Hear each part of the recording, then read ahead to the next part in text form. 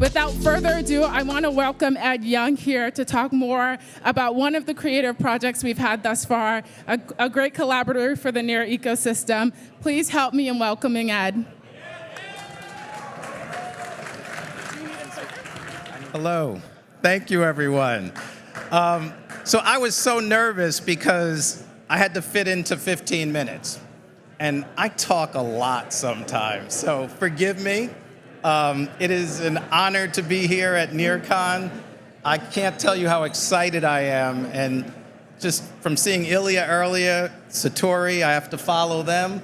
I'm here to talk about new consumer adoption. NEAR is made for consumers, so far as I'm concerned. NEAR is what blockchain needs to be in order to break wide and large. So, I'm not gonna wrap it. I put that once upon a time in 1989. So I'm gonna go back in time. So back in 1989, I was a student in college. Yes, I'm 54 years old right now. I feel old, but you know, I'm not. But I remember being young and thinking 54 was way old, so it's not. So anyway, 1989, I'm in college. A guy had created a newsletter, and that newsletter was on this obscure thing to most people. It was about rap music. So 3 guys got together with him, and we determined that we were going to turn this newsletter into a magazine. Now, the thing that got me at that point was we were at Harvard. So we were supposed to go into law, investment banking, all of those traditional things. We told people we were going to do a rap music magazine. Now, it's a little hard to understand today. Rap music is, or hip hop is everywhere. But back then, it had been around for 11 years, and note these numbers. It had been around for about 11 years. It was considered a fad that was going to die out soon. But even though it was a fad that was about to die out soon, the government was alarmed. It was looking to regulate it. It was looking to rein it in because it was dangerous. You see the commonalities here? So anyway, 11 years, a fad going to disappear, the government's reining it in. But why would you rein in a fad unless you know that it's not? Unless you know that it is something that's going to be large, upend the status quo in some way. So we determined to do this. We built a magazine. It became pretty big. It ended up being the launch pad for many of the stars that we know today. And hip hop became a global social, cultural, economic phenomenon, unlike anything that anyone had seen before. So I saw blockchain back in 2010-ish, 11-ish, 11 years ago. And we are here today, 11 years later. It's a fad, if you read in many of the mainstream press. It's going to die out. It's going to disappear. And the government's seeking to regulate it. I get so excited because I see what hip-hop has done, and I look at what blockchain's going to do. It's going to be the next social, cultural, economic phenomenon that powers what our future is. So that's what I'm doing here. That's what the things that I learned to grow hip-hop and its lifestyle, its global cultural, social, economic phenomenon establishment is what we can apply to blockchain to make it break big, to break large the way that it has the potential to do. And with NEAR, I see that we're able to do that in some very meaningful ways. So I'm enlisting some artists. So I wanted them to come and just make some commentary, artists from hip hop that are also visual artists, like Kid and Play from... Yo, what's really good, and yes, I'm Play from Kid and Play. But what many don't know is that I started in the visual arts. I was a student at both the High School of Art and Design and the School of Visual Arts in New York City.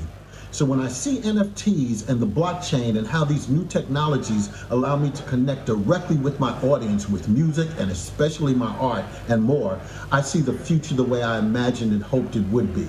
The fact that Near makes it easy for mainstream audiences makes me really excited to use Near as my launch pad.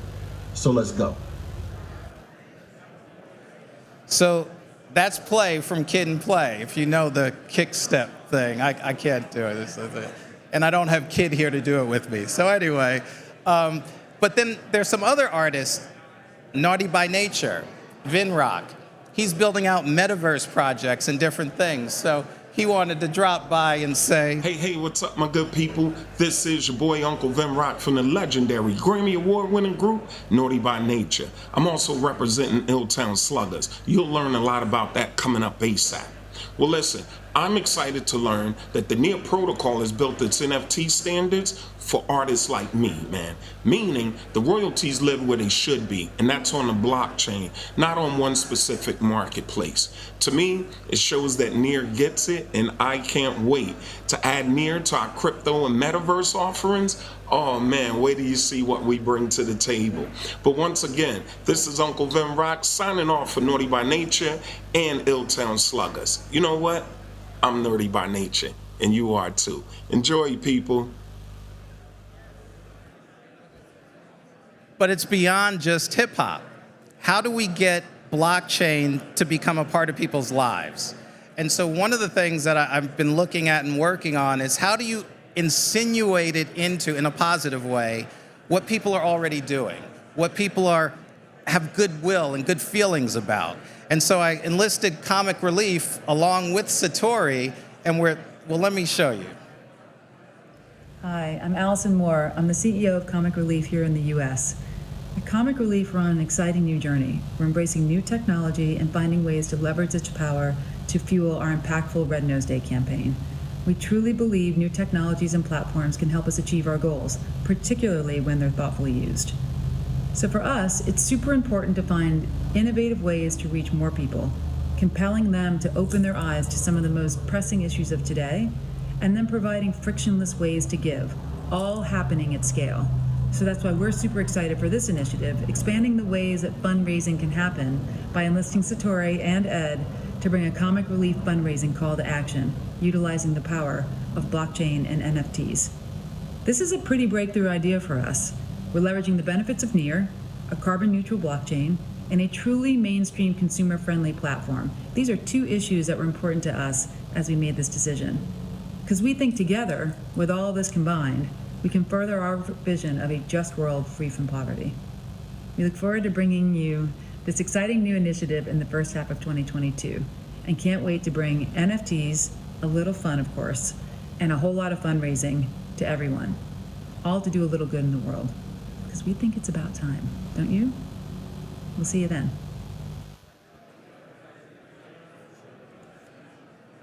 So I can't wait for the Comic Relief thing to come out. It's fun. And comedians are interesting because their fans know that they're smart.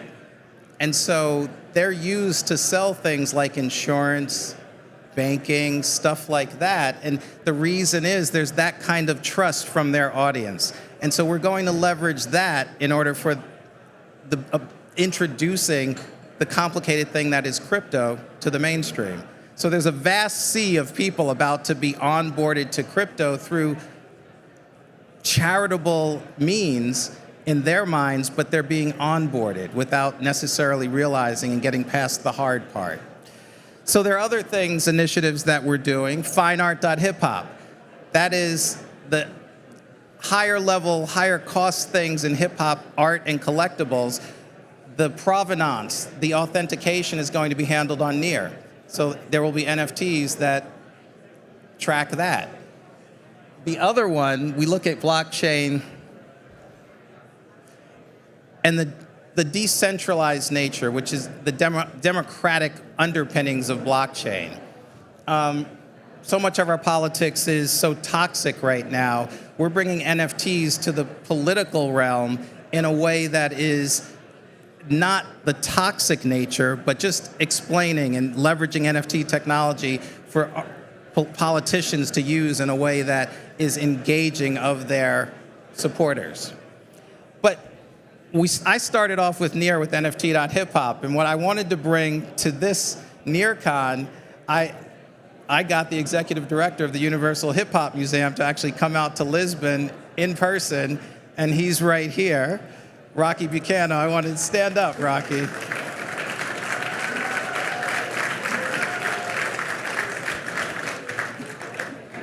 Thank you. See, he won't come up. But this is a man who understands in building a dream. This is a man who started the Universal Hip Hop Museum project over a decade ago now. And it is being built in the Bronx. It's a part of this major construction, and it's coming to life. So I think he's indicative of what can happen, what you can build into reality. This is what NEAR is building for the mainstream. In the museum, we're actually going to start, even before the building is built, having people who visit the museum onboarded with NEAR wallets. That's just an obvious thing that we can do. Secondary markets will be opening up on Mintbase for hip hop heads soon, but the number ones in the hip hop head collection exist in the Universal Hip Hop Museum's crypto art collection. So, thank you. So that's one of the first major cultural institutions to have a crypto art collection. We're going to allow the people who visit the museum to participate. And so I just want to finish up here and say I am just bubbling over with expectation for what NEAR is going to do and bring. I love that it brings that accessibility. And so when you're trying to reach the mainstream, so much of it is usability. As Satori spoke about it, the wallets are easier, but you have to approach people where they are. And so all of these projects, the underlying thing that I believe they have in common is let's get ourselves in front of the consumer while they're doing what they've already been doing, while they've been engaging with these artists that they love, while they are trying to end world poverty, while they are trying to buy products on a certain cycle or periodicity. If you can put yourself in those places, that's how you win. This is still a very small market, but we are on the brink of making it a very, very big market. And I am committed to and dedicated to making that happen. One of the last things I want to say, when I was doing the Hip Hop Heads, I engaged two artists, DJ Clientele and Eazy-E's son. Eazy-E, if people know NWA, Eazy-E from NWA. His son is Little Easy. He's much bigger than Eazy-E was, but he's Little Easy. I engaged them I wanted an earworm. I wanted something that spoke to NFTs. And if you recall MTV, I'm old enough to remember when MTV came out. MTV came out and music videos weren't necessarily the thing that we're used to, and they're not so much a thing any longer, but they powered the music industry. They upended what record labels were doing. And so to me, that was very meaningful. So there was a song that was, you hear, I want my MTV. So I told DJ Clientele, I need an earworm. And so easy, let's put something together. And so on that note,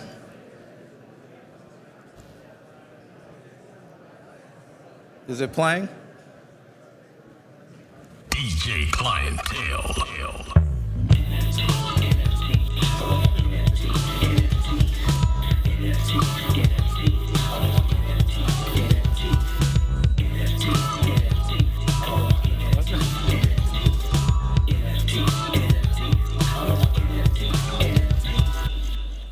Thank you.